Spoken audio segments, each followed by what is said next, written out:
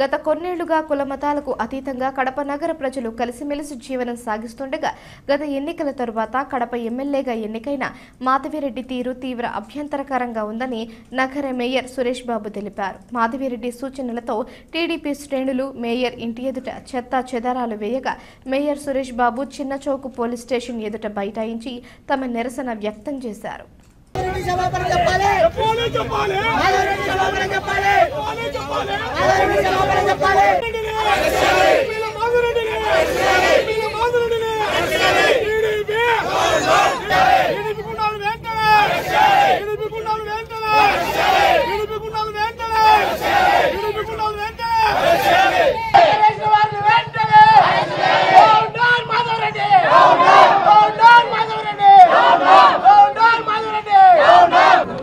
ఈరోజు సంఘటన అంతా మీరే కళ్ళారా చూశారు. నిన్న జరిగిన ప్రెస్ మీటు, మొన్న ఆమె పెట్టిన ప్రెస్ మీటు గుమ్మడగాలి దొంగ అంటే భుజాలు ఎగరేసుకునే పని ఇది ఎమ్మెల్యేకి. నిజంగా ఓ నియంతలాగా వివరిస్తాను. వచ్చి 3 నెలలు వల్ల ఈ రాష్ట్రంలో అరాచకాల పాలన, దౌర్జన్యకరణ పాలన జరుగుతుంది. అంటే మాకు ఓటు వేస్తే ఈ విధంగా ఉంటుంది, మాకు ఓటు వేయకుంటే ఈ విధంగా ఉంటుంది. ఒక నియంతలాగా చంద్రబాబు నాయుడు రెడ్ బుక్ లాగా లోకేష్ ఎన్ని తెలిసి రాష్ట్రంలో నియంతలాగా వివరిస్తారు. నిజంగా ఈ సంఘటన మీరందరికీ తెలిసిన విషయమే. కూతవేటులో ఒక 300 మీటర్ల పోలీస్ స్టేషన్ ఉంది. 300 మీటర్ల పోలీస్ స్టేషన్లో ఉన్నా కానీ ఇక్కడ ఇంత అరాచకంగా మా ఇంటి దగ్గరకు వచ్చి చేశారంటే ఎవరు లేని టైంలో పోలీస్ వ్యవస్థ ఏం చేస్తుంది? ఈ ప్రభుత్వం లా అండ్ ఆర్డర్ ఉందా? ఈ ప్రభుత్వంలో మనుషుల్ని చంపేది, నరికేదే కాకుండా మనుషుల్ని కూడా హరాస్మెంట్ చేసే విధంగా ఈరోజు చేయడం దారుణం. నిన్న ముఖాముఖి కూడా మాట్లాడే దాంట్లో అమ్మానేమన్న సంభోషణ తప్ప ఆర్థిక పరిస్థితులు కానీ అన్నీ చూసుకోవాలి. చెత్తకి నిజంగా ఈరోజు నెల్లూరు కార్పొరేషన్లో మున్సిపల్ మినిస్టర్ నారాయణ కూడా క్లాప్ ప్రోగ్రామ్ని పూర్తిగా ఎత్తేసడం జరిగింది. కడప నగరంలో ఈరోజు కూడా 30 ఏళ్ళుగా ప్రజలకి సర్వీస్ చేస్తున్నాం. ఇంతవరకు స్థానిక సమస్యల ద్వారా నేను ప్రజాప్రతినిధిగా ఉన్నా.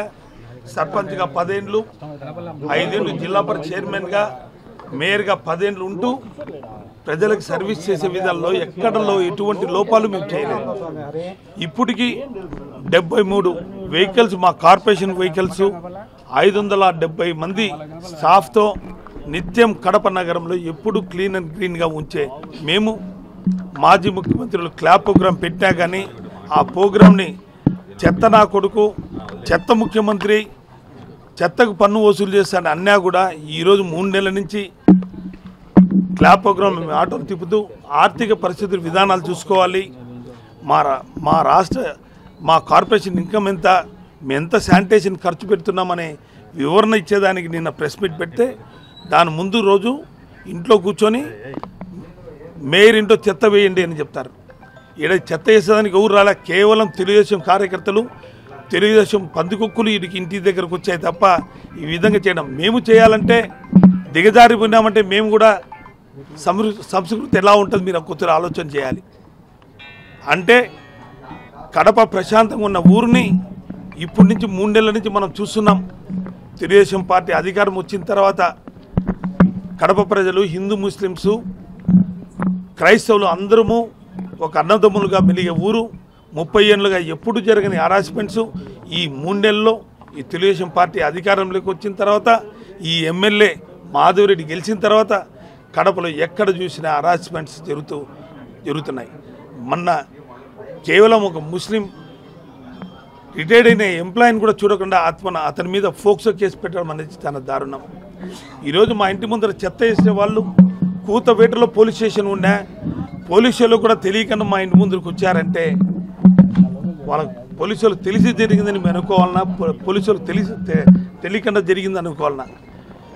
పూర్తిగా ఈ వ్యవస్థలో పూర్తిగా హత్యా రాజకీయాలు, హింసా రాజకీయాలు, దౌర్జన్య కాండాలు ఈ తెలుగుదేశం పార్టీ చేస్తున్న నిదర్శనం మీ కల్లార పత్రికా విలేకరులు అందరూ కూడా చూశారు. ఇలాంటి పరిస్థితుల్లో లా అండ్ ఆర్డర్ ఈ రాష్ట్రంలో ఉందా లేదా మీరే ఆలోచన చేయాలి. ఇంత హరాస్మెంట్ చేసి కేంద్రానికి మా జగన్మోహన్ విన్నవించుకున్నా కానీ కేవలం 3 నెలల్లో ఎంతమంది చనిపోయారు, ఏం చనిపోయినారు, ఏమో అప్పుడే 3 నెలలు కాకముందే ఢిల్లీ పోయి చేస్తానవే, భయభ్రాంతులైనవా, తట్టుకునేవా అంటే ఎంత హీనంగా ఒక బీహార్ లాగా, ఒక ఒరిస్సా లాగా, ఒక వెస్ట్ బెంగాల్ లాగా ఈరోజు మన ఆంధ్ర రాష్ట్రం తయారవుతుందంటే దీన్ని అరికట్టే వాళ్ళు లేరా అని చెప్తున్నాం.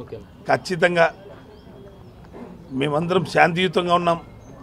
వైఎస్ఆర్ కాంగ్రెస్ పార్టీ మేము అనుకుంటే, మా పార్టీ కార్యకర్తలు అనుకుంటే మీ ఇండ్ల దగ్గర కుక్కట వేళ్లతో మీ ఇండ్లు కూడా పెరిగిలిచ్చే కార్యకర్తలు మా కార్యకర్తలు.